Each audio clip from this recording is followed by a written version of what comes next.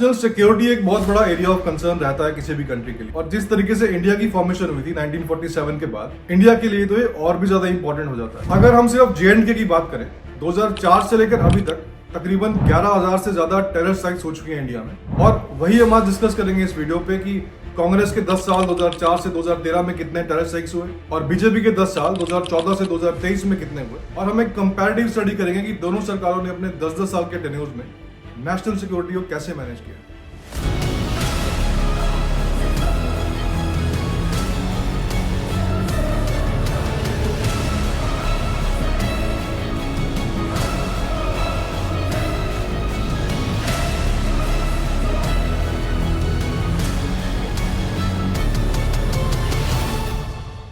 भारत सरकार ने इंडिया की नेशनल सिक्योरिटी को ब्रॉडली 4 कैटेगरीज में बांटा हुआ। पहली कैटेगरी है terrorism in the hinterland of country.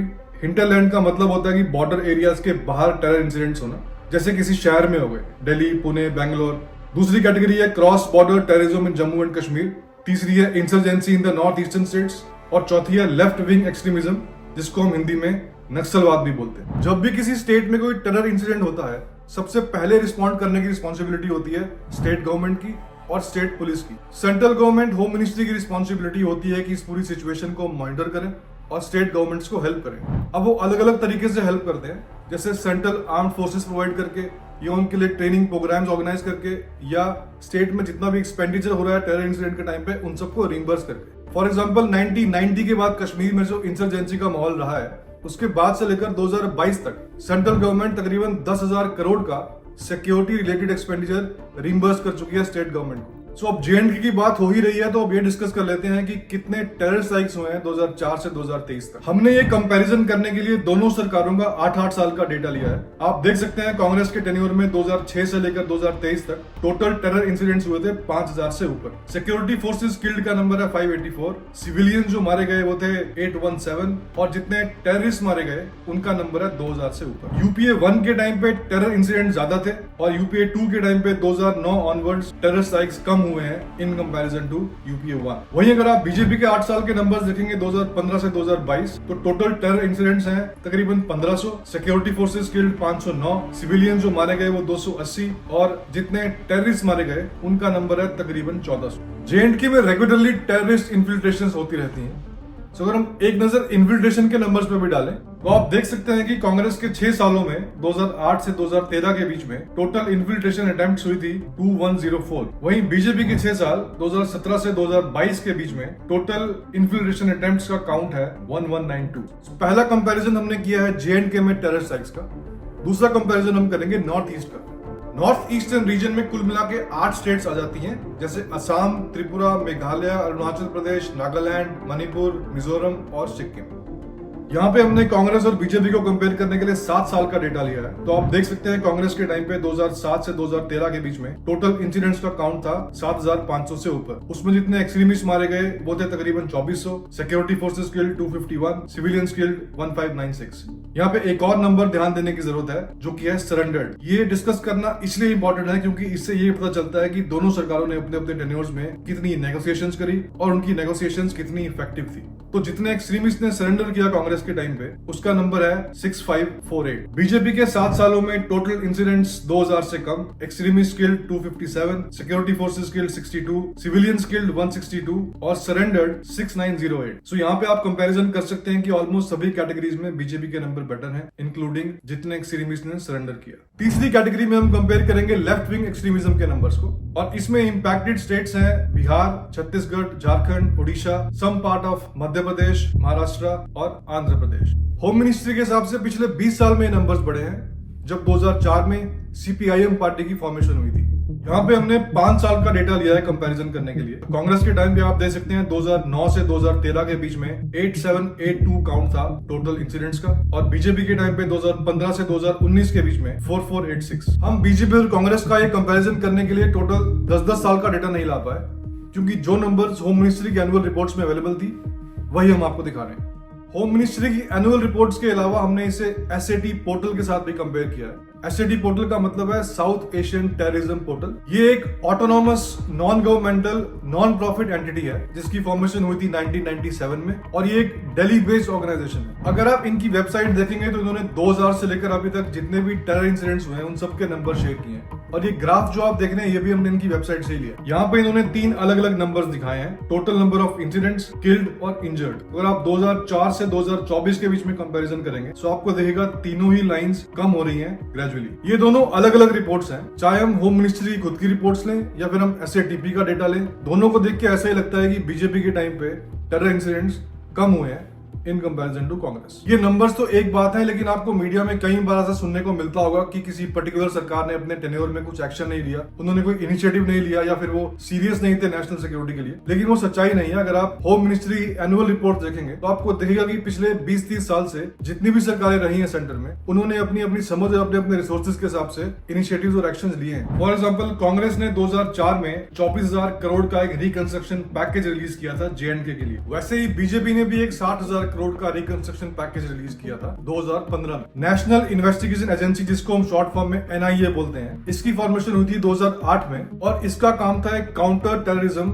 Law enforcement agency की तरह काम करना। डिपार्टमेंट ऑफ बॉर्डर मैनेजमेंट की फॉर्मेशन हुई थी जनवरी 2004 में, जिसका ऑब्जेक्टिव था कि इंडिया के इंटरनेशनल बॉर्डर्स और कोस्टल लाइंस को स्ट्रेंथन करना। सो अगर आप होम मिनिस्ट्री की पिछले 20-30 साल की रिपोर्ट्स देखेंगे तो आपको दिखेगा कि सभी सरकारों ने अपने अपने टाइम में बॉर्डर में फेंसिंग, फ्लड लाइटिंग या फिर रोड कंस्ट्रक्शन का काम किया है। So contrary to what media says, steps और इनिशिएटिव्स तो सारी गवर्नमेंट्स लेती हैं अपनी अपनी समझ के हिसाब से, पर उसका टोटल कितना इंपैक्ट आया ग्राउंड लेवल पे, उसके नंबर्स पे कितना फर्क आया, वो आपके सामने है जो हमने अभी डिस्कस किया। हमने अभी तक 3 कैटेगरीज को डिस्कस किया है, अब हम डिस्कस करेंगे चौथी कैटेगरी को, जिसका नाम है टेररिज्म इन हिंटरलैंड। कांग्रेस के 10 सालों में 2004 से 2013 के बीच टोटल टेरर इंसिडेंट्स का काउंट था 37, जिसमें कैजुअलिटीज का काउंट है 1140 और जितने लोग इंजर्ड हुए उसका काउंट है 3916। कांग्रेस के 37 काउंट में से कुछ ऐसे इंसिडेंट्स जिसके बारे में ज्यादा चर्चा हुई है, जो मीडिया में ज्यादा आए, उसमें से कुछ है 2005 का दिल्ली बॉम्बिंग्स, 2006 का मुंबई ट्रेन बॉम्बिंग्स, अगस्त 2007 का हैदराबाद बॉम्बिंग्स, 2008 का जयपुर बॉम्बिंग्स और उसके बाद जो हम सबको पता ही है 2008 में मुंबई का 26/11 attack. It began just after 9 o'clock on the evening of November the 26th,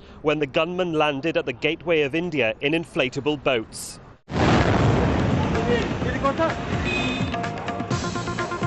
Schools, colleges and the stock markets will remain shut today as the city that never sleeps comes grinding to a halt. So UPA 1 के time पे 2005, 6, 7, 8 में काफी सारे attacks देखने को मिले और जैसा हमने वीडियो के स्टार्टिंग में भी डिस्कस किया था 2009 से 2013 के बीच में अटैक्स का नंबर कुछ कम हुआ। 26/11 के मुंबई अटैक्स के बाद कांग्रेस का काफी क्रिटिसिज्म हुआ और ये बोला गया कि कांग्रेस ने स्ट्रॉन्ग स्टेप्स नहीं लिए और रिटेलिएट नहीं किया। अब ऑपोजिशन के लीडर्स तो एक दूसरे को क्रिटिसाइज करते ही हैं, लेकिन कांग्रेस के खुद के लीडर्स ने कांग्रेस का क्रिटिसिज्म किया था। जैसे यूनियन मिनिस्टर मनीष तिवारी ने 26/11 की 13th एनिवर्सरी में 2021 में एक बुक लॉन्च करी थी जिसका नाम है 10 फ्लैश पॉइंट्स 20 years, जिसमें इन्होंने लिखा है और ये इनके खुद के वर्ड्स हैं, There comes a time when actions must speak louder than words. 26/11 was one such time when it just should have been done. It therefore is my considered opinion that India should have actioned a kinetic response in the days following India's 9/11. Congress को एक और embarrassment का सामना करना पड़ा जब उनकी senior leader Delhi की फॉर्मर सीएम शीला दीक्षित जी ने ये कहा था कि मनमोहन सिंह उतने स्ट्रॉन्ग नहीं थे टेररिज्म को मैनेज करने में। अब कांग्रेस ने इन सब अटैक्स के बाद क्या एक्शन लिया वो मीडिया में तो नहीं आया, लेकिन कांग्रेस के खुद के लीडर से हमें पता चलता है कि क्या सिचुएशन रही होगी। We have brought enormous pressure in Pakistan, and I think our friends, some of our friends, continue to apply pressure in Pakistan.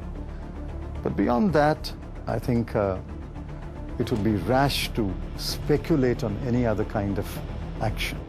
We will take the strongest possible measures to ensure that there is no repetition of such terrorist acts. वहीं अगर हम BJP के numbers देखें तो BJP के tenure में hinterland terror attacks का total count था 21, जिसमें कैजुअलिटीज का टोटल काउंट है 301 और इंजरीज का काउंट है 219। बीजेपी के टाइम पे जो फेमस इंसिडेंट सामने आए उसमें से एक था 2016 का उरी अटैक, 2017 का Bhopal Ujjain passenger train bombing और 2019 का पुलवामा अटैक। और मीडिया में आया था कि सर्जिकल स्ट्राइक हुई है और पुलवामा को भी रिटेलिएट किया गया। सो होम मिनिस्ट्री के डेटा के हिसाब से तो यही दिखता है कि इन चारों कैटेगरीज में बीजेपी के नंबर्स कम है। अब आपने मीडिया में कई बार पॉलिटिशियंस को ये बोलते हुए सुना होगा कि हमारे टाइम पे कोई मेजर अटैक नहीं हुआ। इसका मतलब क्या है कि माइनर अटैक्स हुए थे? We have not had one major terrorist attack in this country after 2014. अब सरकार के ऑफिशियल रिकॉर्ड्स के हिसाब से कोई डेफिनेशन नहीं है मेजर और माइनर की, इसलिए हमने जो आपके सामने हिंटरलैंड के नंबर शेयर किए हैं ये हमने विकिपीडिया और बाकी साइट से लिए हैं और ये टोटल नंबर्स हमने आपके साथ शेयर किए हैं, चाहे वो माइनर हो या मेजर हो। ये सारे हिंटरलैंड के केसेस अलग अलग सिटीज और स्टेट्स में हुए हैं, जैसे केरला, दिल्ली, मुंबई, नॉर्थ ईस्ट। अब हम एक और एस्पेक्ट को डिस्कस करेंगे, डिफेंस एक्सपेंडिचर। इसको जानना इसलिए जरूरी है क्योंकि इससे पता चलता है कि सरकार ने अपने अपने टेन्योर में कितना खर्चा किया मिलिट्री के ऊपर और टोटल बजट का कितना हिस्सा एलोकेट किया मिलिट्री एक्सपेंडिचर के ऊपर। हम 2004 से 2023 तक का इंडिया का डिफेंस एक्सपेंडिचर का ग्राफ देखेंगे और ये डेटा हमने लिया है नेटो से और सिपरी से। सिपरी का मतलब है Stockholm International Peace Research Institute, जो डेटा बनाता है नेटो की डेफिनेशन के हिसाब से। यहाँ पे आपको दो ग्राफ दिख रहे होंगे, एक ऊपर और एक नीचे। ऊपर वाला ग्राफ आपको दिखाएगा कि टोटल डॉलर वैल्यू में कितना डिफेंस एक्सपेंडिचर हुआ और नीचे वाला ग्राफ आपको दिखाएगा कि डिफेंस एक्सपेंडिचर इंडिया के जीडीपी का क्या परसेंटेज था। सो अगर हम ऊपर वाले ग्राफ की बात करें तो आपको दिखेगा 2004 में कांग्रेस यूपीए 1 के टाइम पे टोटल 20 बिलियन यूएस डॉलर का डिफेंस एक्सपेंडिचर था इंडिया का, जो 2013 में बढ़ के हो गया 47 बिलियन यूएस डॉलर। यानी कांग्रेस ने अपने 10 साल के टेन्योर में 2 टाइम से ज्यादा डिफेंस एक्सपेंडिचर को बढ़ाया। वही अगर हम बीजेपी की बात करें तो 2014 में ये 50 बिलियन के आसपास था, जो 2022-23 में बढ़ के हो गया US dollar 76 billion. 76 billion dollar पे इंडिया आज की डेट में तीसरे नंबर पे आता है आफ्टर यूएस एंड चाइना। वहीं अगर आप नीचे वाला ग्राफ देखेंगे तो 2004 में डिफेंस एक्सपेंडिचर जीडीपी का 2.83% था, जो अपने पीक पे पहुंच गया था 2009 में, जब एक बहुत बड़ा हिस्सा डिफेंस एक्सपेंडिचर पे एलोकेट किया गया 3.13%। उसके बाद 2013 में 2.55%। बीजेपी के टाइम पे 2.54% था जब ये स्टार्ट हुआ था। 2020 में इसको बढ़ाया गया 2.88% और फिर 2022-23 में फिर से 2.6-2.5% की रेंज में रहा है। नीचे वाले ग्राफ में जीडीपी परसेंटेज में आपको दिखेगा कि ओवरऑल 20 सालों में 2.5 से 3% के बीच में रहा है। अब आपने देखा कि कांग्रेस के टाइम पे 2 टाइम से बढ़ा था और defence expenditure as percentage of GDP भी ज्यादा था कांग्रेस के टाइम पे इन कंपैरिजन टू बीजेपी। लेकिन डिफेंस एक्सपेंडिचर कितना होना चाहिए, वो जीडीपी का क्या परसेंटेज हो सकता है, इसके ऊपर कोई सेट डेफिनेशन नहीं है और ये सभी सरकारों को अपने अपने हिसाब से जजमेंट कॉल लेना पड़ता है कि वो जिस सिचुएशन में है उस सिचुएशन के हिसाब से वो कितना एलोकेशन कर सकते हैं। ये सब डिपेंड करता है कंट्री की लोकेशन के ऊपर, उसमें कितना वायलेंस है, उसके नेबर्स कैसे हैं और उसके बाकी कंट्रीज के साथ कैसे अलायंसेस हैं। जैसे countries like Iceland and Japan ये काफी कम स्पेंड करते हैं अपने मिलिट्री एक्सपेंडिचर के ऊपर, क्योंकि आइसलैंड को हेल्प मिलती है नेटो से और जापान को हेल्प मिलती है यूएस से। ज्यादातर नेटो मेंबर्स जीडीपी का सिर्फ 2% स्पेंड करते हैं मिलिट्री एक्सपेंडिचर के ऊपर, लेकिन यूएस काफी ज्यादा करता है। यूएस के ज्यादा परसेंटेज होने का एक रीजन ये भी है कि यूएस बहुत सारी कंट्रीज को हेल्प करता है डिफेंस और मिलिट्री में, जैसे नेटो कंट्रीज, जापान वगैरह वगैरह। Freedom ain't free. It apparently costs exactly $816.7 billion in fiscal year 2023. This is the biggest U.S. defense budget to date. America's defense budget is out of control. It now spends more than the next 10 countries in the world put together, 6 of which are close allies like Britain and France. We can make significant reductions in military spending. Some of that money should be reinvested in America to create new jobs. Additional context जानना इसलिए जरूरी है क्योंकि सिर्फ defence expenditure के numbers को देख के ये डिफाइन नहीं हो सकता कि सही और बुरा क्या है। ये सभी सरकारों को अपने अपने हिसाब से अपनी अपनी सिचुएशंस देख के एक जजमेंट कॉल लेनी पड़ती है। हमने इस वीडियो में अभी तक 2 एरियाज को डिस्कस किया है, इंडिया में होने वाले टेरर अटैक्स और डिफेंस एक्सपेंडिचर। लेकिन नेशनल सिक्योरिटी में एक और बहुत इंपॉर्टेंट फैक्टर आता है, वही हम डिस्कस करेंगे वीडियो को कंक्लूड करते हुए। अगर आप देश में होने वाले इंटरनल प्रोटेस्ट और वायलेंस देखें तो आपको दिखेगा कि बीजेपी के टाइम पे वो ज्यादा हुए हैं इन कंपैरिजन टू कांग्रेस, जैसे सीए, फार्म लॉज या फिर मणिपुर। अब इसको देखने के 2 अलग अलग पर्सपेक्टिव्स हैं। पहला कि जो चल रहा है वो आप चलने दें, कोई टफ डिसीजन ना लें और ऐसा कोई रिफॉर्म ना लेके आए जो बाद में कंट्रोवर्सी क्रिएट कर सकता है और जिससे नेशनल सिक्योरिटी भंग हो सकती है। और दूसरा, आप कुछ टफ डिसीजन लेना चाहते हैं, आप कुछ रिफॉर्म्स लेके आना चाहते हैं और आपको पता होगा कि इसके कुछ रेपरकशंस होंगे, लेकिन आप उसको एस्केलेट नहीं होने देंगे और आप नेशनल सिक्योरिटी को भंग नहीं होने देंगे। ये दोनों अलग अलग पर्सपेक्टिव्स हैं और ये बिल्कुल सब्जेक्टिव है, इसमें कोई नंबर नहीं है, इसमें कोई डेटा नहीं है और मैं आपको ये खुद से नहीं बता सकता कि कौन सा सही है और कौन सा गलत। ये आपको खुद से एनालाइज करना पड़ेगा कि इन दोनों अप्रोचेस में से कौन सी अप्रोच बेटर हो सकती है। सो आई होप कि आपको ये वीडियो अच्छा लगा होगा। अगर आपने इस वेब सीरीज के पहले 2 एपिसोड्स नहीं देखे हैं तो प्लीज देखिए, मैं उनका लिंक शेयर कर देता हूँ। एपिसोड 1 में हमने कंपेयर किया था इकोनॉमी को और एपिसोड 2 में हमने कंपैरिजन किया था अनएम्प्लॉयमेंट और जॉब्स के ऊपर। मैं आपसे मिलूंगा अगले वीडियो में।